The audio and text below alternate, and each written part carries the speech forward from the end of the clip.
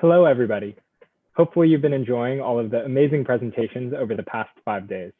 There's a term, saving the best for last, and with that, I'm honored to introduce our last speaker of the day and the conference, Atif Mia, Professor of Economics at Princeton University. His work focuses on the connections between finance and the macroeconomy. Thank you for joining us today, Atif. I'm excited to learn more. Thank you, Kevin. I'm going to start with a simple but very important observation, which is that the economy works as an ecosystem. What that means is that all of us are connected through the various economic and financial transactions that we do each other, and as a result, the economy is interdependent. For example, one person's spending is another person's earning. Economists might call that supply equals demand. And so as a result of those interdependencies, just like in an ecosystem, for a healthy economy to remain healthy, it requires a sense of balance. And that's very important. And we know the importance of balance in nature or organisms through this self-regulating process that scientists refer to as homeostasis. And the purpose of that self-regulating process is to guarantee exactly the balance that I was referring to, because that balance is needed for survival. And any scientist is familiar with this notion. I want to bring this notion into economics. It's an extremely important one. We might use terms such as equilibrium, but the point is that this sense of balance is really important. And where does that balance come from? For biological organisms, it might come from nature directly, but for the economy, the other important aspect to keep in mind is that this process of homeostasis, it depends on institutions that we humans build. And so that's where institutions and rules of the game come in.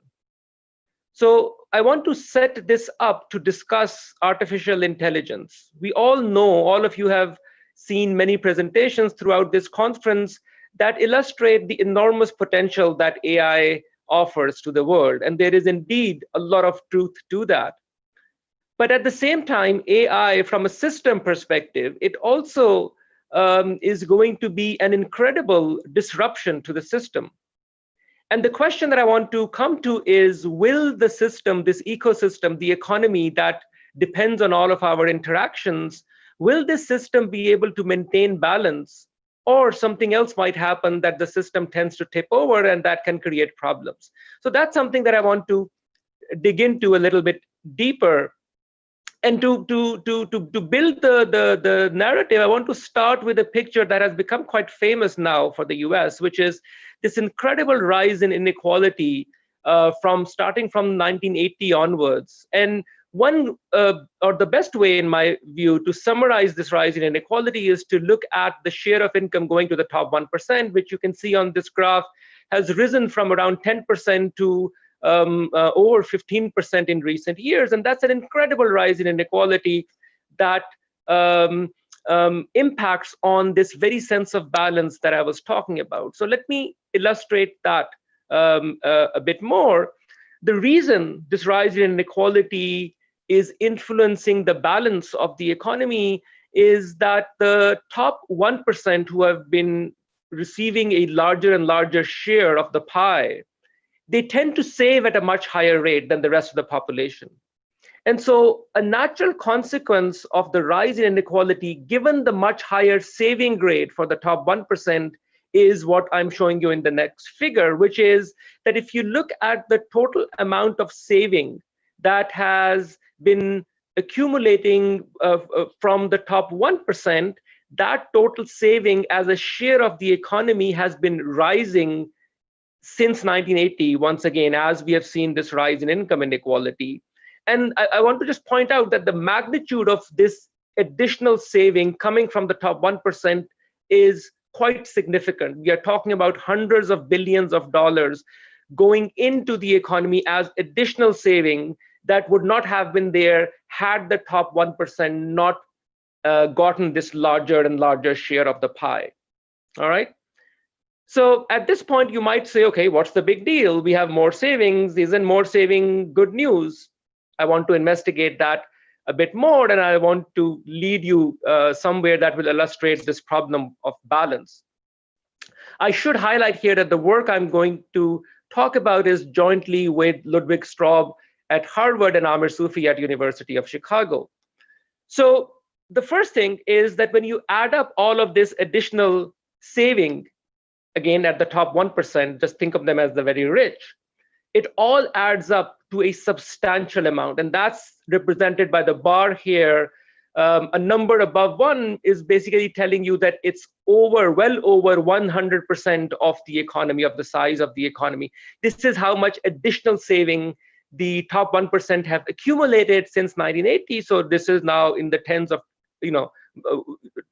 more than $15 trillion, basically in current terms. So it's an enormous amount of money, right? But remember, an economy must balance. This is the supply of saving that has gone into the economy. The question is, where does it end up? Supply must equal demand. So something else in the economy must absorb these savings. So let's investigate that one step at a time. One way these savings could be absorbed is by the rest of the world. So these additional savings could be parked elsewhere in the world as investment, and maybe the US will earn the return on that investment in subsequent years. When you look at that, unfortunately, that has not happened from the perspective of absorbing these savings. In fact, quite the opposite has happened. So F here refers to foreign savings that have actually come into the US. So now the problem or the puzzle that we started with, it has actually doubled in magnitude. Not only does the US have to find space for these additional savings of an incredible magnitude from the top 1%, but an almost equal amount has been coming from the outside, from the rest of the world, famously from China, that must be absorbed also within the US. All right, so let's continue to see where this money has then gone. Now, one other avenue that might naturally come to your mind is that all of us know saving can go into investment, and that's the best use of saving. The economy can use the additional saving as investment into technologies of the future, including AI, among others. So let's see if that has happened, again, from 1980 onwards. Once again, we have a problem. The I here stands for those additional savings. The problem is the sign is wrong. A positive number here means that from 1980 onwards, by and large, investment has actually declined as a share of the economy. So now we have a third problem to add to our existing problem. Not only is the rest of the world not absorbing savings of the rich, but it also is not going into investment. In fact, if anything, investment has gone down. And so that has put additional dollars that must be absorbed somewhere else in this economy for this economy to maintain balance. Remember, everything I've shown you right now is adding to the supply side of savings. Something has to balance it on the other side. Again, remember, an economy must be in balance. So where does it go? And here's the quick answer. All of it has been going to the bottom 99% of the US population. And some, or the rest, has been absorbed by governments through running deficits and borrowing that additional savings. This is how the economy has been trying to balance itself. What does it mean in words? What it means is that while the rich have been saving more and more, those savings have been absorbed by the bottom 99%, and really by and large is the bottom 90%, who have absorbed these additional savings in a couple of ways, basically. The first, they have been dissaving or absorbing these savings by borrowing. And so the amount borrowed by the bottom 99% has gone up a lot. Number two, they have been selling their assets, again, to the rich, so rich can save into those assets. And by selling those assets, the rest of the economy, the rest of the households, they have been consuming through that dissaving, through the sale of their assets and through the borrowing in the financial markets. They have been consuming to balance the additional savings at the very top. More recently, the government has stepped in by running deficits and again borrowing from the rich and spending that money to boost aggregate demand. So this, in a nutshell, is how the economy has been trying to maintain its balance from 1980 onwards. The problem is that this thing is not sustainable. And a natural consequence of this process of the economy trying to balance is, on the one hand, you're seeing it in the left panel, which shows you this incredible rise in total credit to GDP. That absorption of the excess savings of the glut at the very top has shown up as credit for the bottom 99% of the population, as well as the government, because that's the way they borrow these savings to consume to boost demand for the economy. But here's a problem which we classify as this problem of indebted demand. Because you are borrowing to boost demand today and absorb those additional savings, you have to pay it back tomorrow. And that puts additional burden on you as the consumer. And it's not sustainable because remember, you're borrowing more and more. So the only way for this system to maintain its balance once again is for the interest rate and hence the debt service burden to go down. And that's what you see on the right-hand side of this panel, where you see the long run interest rate going down and down, again, in an effort to maintain that balance and keep debt servicing low, all the way to zero, and in fact, negative in real terms in recent years. And that's a fundamental problem. This is the key problem of imbalance that we live in right now. It's not normal to have zero or negative interest rates. It creates all kinds of complications that I don't have time to get into. But the point that I want to come to is that this low or negative interest rates are essentially flashing red lights, telling us that this economy is finding a very hard time to maintain balance. The system is under threat, so to speak. And this is another illustration of understanding this threat of the system. Think of the benefits of AI.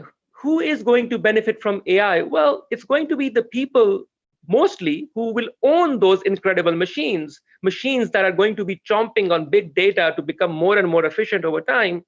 And the ownership of those machines eventually is going to show up in the stock market. And we already know the stock market ownership is highly skewed. Here you can see the top 10% already own 85% of the stock market valuation. The bottom 50% almost own nothing. So if AI leads to additional these incredibly valuable machines, it is going to further increase that imbalance. AI, if you look at the technology, it has naturally increasing returns to scale, which means there is a natural excuse for an AI-dominated world to have monopolies of the sort we have already seen with the Googles of the world. But the question I want to again come back to is, for the ecosystem that we call the economy, can the system afford this further monopolization?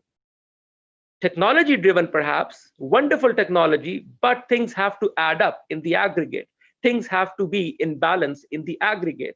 And we have already fallen, because of existing imbalances that I highlighted, we have already fallen into this zero interest rate world that is a result of the indebted demand that I talked about, and this debt trap as a result of that imbalance that I highlighted.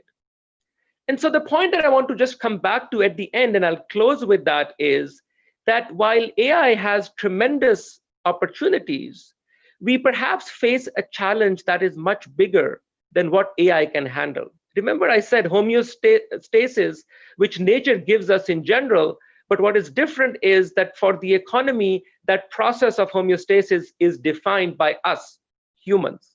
And that's where the public policy aspect of AI is extremely important. We do need to revisit some structural questions of how we define the laws, of what kind of institutions we build. I'll just give you one small example. How should we think of ownership of data? Should Google, for example, own all of our data? Or should it be defined differently, the ownership of data? But the same question is going to come for the ownership of those machines, the AI machines that are going to come out of the usage of the big data and the machine learning tools behind it. And so we have a system of property rights that is built on technology of yesteryears, and it may have served us by and large well. But I think there is a key challenge for us in this policy space to redefine our system, to redefine our system so that it is able to have that property of homeostasis and is able to maintain that balance. That, I think, is a very serious question, which we cannot deny while we head into this technological singularity, perhaps known as artificial intelligence. Remember, at the end of the day, nature is not kind to systems that cannot maintain balance. And that is a central challenge that we face as an economy. Thank you very much.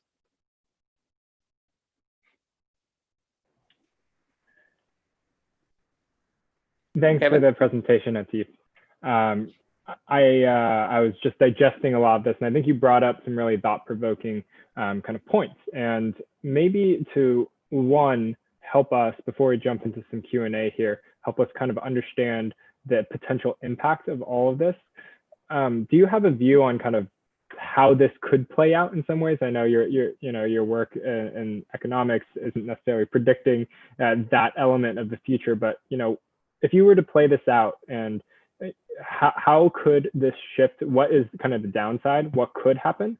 And kind of coming out of that, would love to understand also, is there a stance that you're taking on perhaps government fiscal or monetary policy that can maybe help ameliorate some of these impacts that AI might bring and an imbalance that it might bring to the economy? Yes, excellent questions. No, I mean, obviously, I've learned in life not to try to predict what's going to happen, and especially on this kind of a challenging question. I do what I always like to highlight things in a state contingent manner, which is, what if this happens, then we have a problem. And from that perspective, for reasons that I mentioned, that the nature of this technology is that it leads to increasing returns to scale and hence increasing monopolization. I mean, just think of Google. There is a natural advantage to owning most of the data already. For a startup, it's incredibly difficult to compete with Google in its core competency for all of the obvious reasons. And I think we are going to see all of that. Tesla has this incredible advantage that it has access to these millions and millions of miles driven. And so it's always going to be more difficult for a newcomer to leapfrog them and so on. So as a result of that, I do feel that there is a serious threat that the market concentration that we have seen rise over recent decades, that process might even get accelerated because of forces like AI. And so we need to be prepared as a society. So I would not try to predict, but rather I would like to be prepared in case we continue to move in that direction. The other aspect of your question in terms of fiscal and monetary policy, there is not much monetary policy can do, first of all. And the reason for that is that by its very design, monetary policy is designed to deal with cyclical issues, a short-term recession and so on. The forces that I was referring to were slow-moving, secular, long-term problems. It's in a sense beyond the scope of monetary policy. So while I did mention interest rate getting so low and all of that, it's outside of the control of monetary policy, actually. Monetary policy only controls the short-term rate. And that's why I was explicit about focusing on the long-term rates, which are determined by the fundamentals, by these kind of long-term, bigger forces in question. And that's where we have a serious challenge to grapple with. On the fiscal policy side, again, to some extent, fiscal policy is also focused on the cyclical, the business cycle. And this is, again, a bigger question. But there is a difference, of course, because fiscal policy can also be used on the investment side and for addressing long-term issues.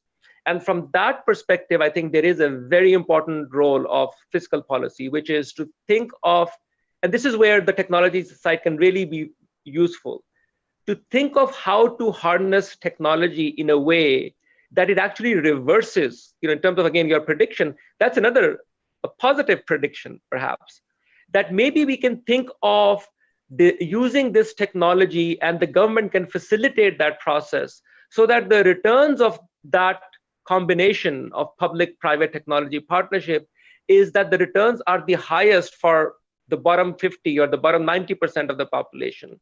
I think that's the key challenge, is to think of ways we can do that. maybe on the learning side. So these kids who are just born in the wrong family, they don't get they don't stay behind. We can really pull them forward. I think if we can somehow manage that, use the technology to lead to a more equitable growth process, that's a win-win. I think then we can really change the dynamics of this problem. Yeah, understood. And that actually segues into kind of another question from the Q&A, and one that I was interested in is, we've talked about this theoretical concept, but are there things that for us as ordinary Americans we should take away as how to apply this? We have both technologists, people working at both big companies and startups, and people outside of tech doing research as well. You know, what are the ways, and perhaps a couple different examples could be helpful, of ways that we can look to apply this or look to right some of these imbalances, whether it's through kind of more equitable access to data or learning opportunities. Would be interested in your thoughts on some of those topics. Absolutely. It's exactly for that reason. I think there's something that all of us can do. And it is precisely for that reason that I think the very first term I used was that we are all connected. We are all in this together. And I think that's the most important realization to have, along with that, you know, the economy is losing balance, so to speak. And so we must think about equitable growth and think about what we can do to lobby for that in the usual public choice sense, but also to think of ways in which we can reverse the tide of this more and more unequal society that is having negative implications on the society and the politics and everything else around it. And I think on the technology side, that's where people on the technology side have a lot of advantage, that they have a better ability to peek into the future in terms of what is coming and how it can be harnessed. So thinking of ways, like I was trying to give an earlier example, in the learning space, for example, but really then partnering it with the public side and transferring that technology to the public schools, to the schools that don't get as much investment otherwise. I think there is a need for making those kind of partnerships more fruitful and more fluid going forward. Yep, definitely. And I think that's something inspiring for many of us here, that trying to democratize some of this technology and address kind of the lower parts of the population is something that is top of mind and aligned with a lot of the conversations that speakers had through the rest of the conference. One of the questions from the Q&A here, polling, is what would incentivize governments to affect change, right? And I think that big tech and the government has been a hot topic over the past year for sure, but are there specific things that, you know, would incentivize the government to actually act on this and try and, you know, whether affected through policy or kind of regulation? Again, it's a big question, and I'll just offer my own take on that. People can differ on that. When I look at the way governments, because you talked about incentives for governments, when I look at what governments do and why they do it, I think the biggest reason for governments to do something or not is public action, whether that pressure is there or not. And I think societies that move forward are societies where public continuously and in a proactive manner continue to put pressure on their governments to move in the right direction. And so I think even now we are seeing in terms of social mobilization and so on issues such as discrimination and so on, I think in the same way, we need to understand as a society, and I think this is where technology leaders can be particularly effective. Because, you know, young people and overall, everybody looks up to them for obvious reasons. And I hope that the technology leaders also understand the importance of this problem. And that's why I tried to hone in on that, because I think it can be really useful if we have this partnership of technology leaders actually putting pressure on the government to move in this direction. And then, as I said earlier, offer solutions as well. So, you know, not just public pressure towards more equitable growth, but actually providing solutions of, okay, let's do it in this particular manner that sounds particularly appealing. And it's through that public action, governments can really move as they have in the past. Yeah, I think that that public-private partnership that you're alluding to is important, as it is those in the big tech companies who know the problem best and are most intimately aware of kind of both the power and responsibility that comes with some of these technologies. As we wrap up here, I'm actually seeing in the Q&A that there are a couple comments and questions on where they can either find your most current research or books, and if there's anything that beyond maybe this topic you presented here that is also exciting you in the world of economics and AI and finance. If you want to briefly share anything on that front, I think we're all ears, and we could perhaps share some of the relevant links in the Slack as well after the fact. Yeah, I mean, in terms of my own work, this is the central question. So that's what I've been focusing on. I mentioned my co-authors and myself were working on this.